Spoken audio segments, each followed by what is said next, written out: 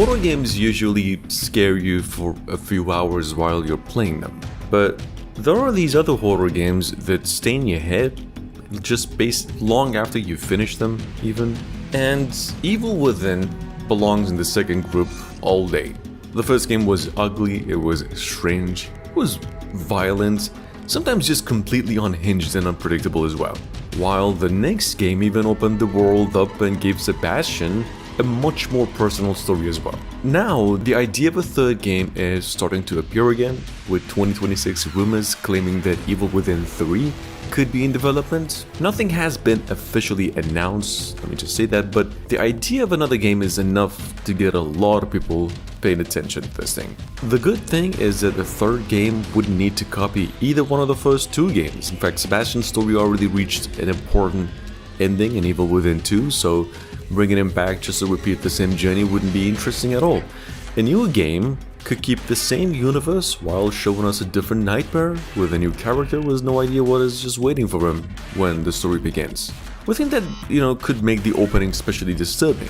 Instead of starting with a huge monster attack, the game could now begin somewhere completely normal. The person wakes up in a quiet house, maybe the Alan Wake, notices that the power is out, slowly realizes that nobody else, seems to be around. The refrigerator is still running, a television is showing a frozen image, clock on the wall stop at the same time.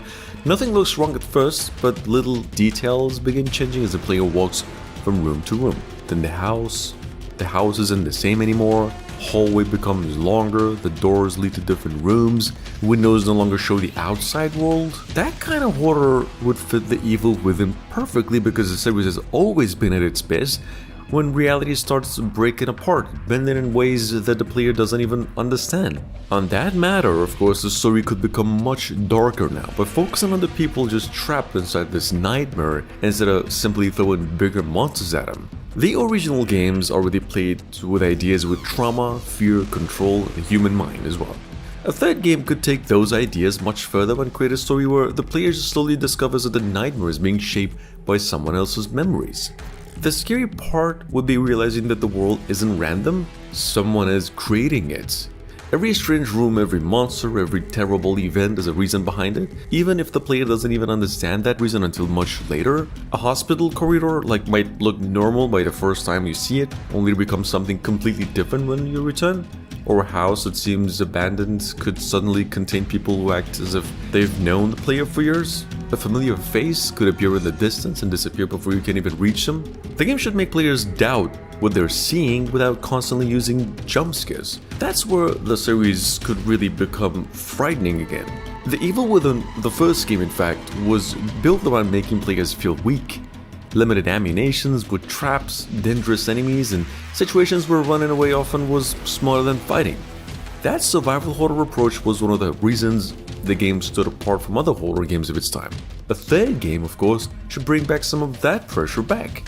Ammo should be valuable, health should be valuable, even a safe room should feel temporary. You might have enough bullets to kill an enemy, but not enough for 3 creatures. Maybe you have to now sneak past them, or maybe you throw something to distract them, maybe you simply run and hope the next door opens before they catch you. The feeling of being haunted is far more powerful than simply fighting everything. The enemies themselves should become much more disturbing without becoming ridiculous, of course. The series has already given us creatures like the Haunted, Laura, the Keeper, the other twisted enemies that look like they've come straight out of someone's worst nightmare. So a third game could focus less on creating dozens of new monsters and more on creating a small number of enemies that players genuinely fear seeing again. Imagine an enemy that never attacks immediately, it watches. You might see it standing at the end of a hallway, completely still, you move closer and it disappears. Later, you hear something behind you. That's the kind of enemy that could just stay with players long after the counter even ends. Combat also could become much more brutal while remaining simple. Weapons should feel heavy and dangerous instead of turning the game into some action shooter. Like a shotgun blast at close range should feel powerful, of course, but the player should know that every shell matters. A knife, can save you when an enemy gets too close, but using it is risky. Stealth here, in that case, could become just as important. Dark rooms should actually be dark. Enemies shouldn't automatically know where you are, just because you entered the area.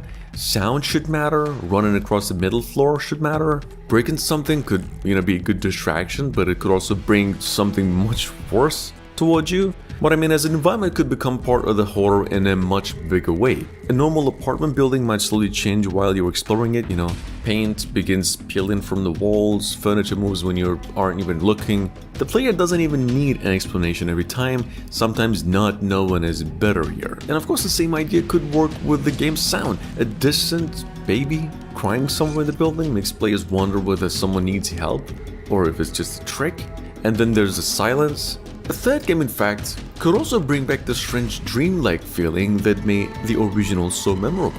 One moment you're like walking through an old building, the next you're somewhere that should not even exist. Gravity changes, walls move, the floor becomes a ceiling. A normal hallway now suddenly stretches into darkness for hundreds of feet. You don't know whether you're moving forward or simply just walking deeper into someone's nightmare. The story should never explain strange things. Some mysteries should remain mysteries.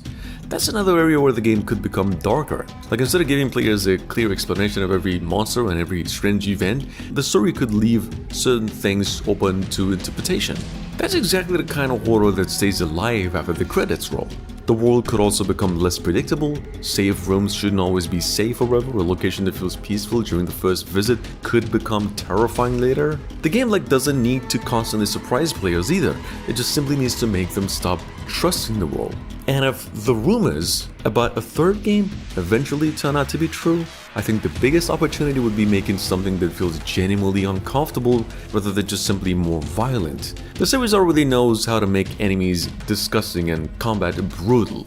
The next step should be making players uncomfortable because they don't understand what they're seeing, because they don't know who they can trust, or they never feel completely certain that the room they're entering is actually real.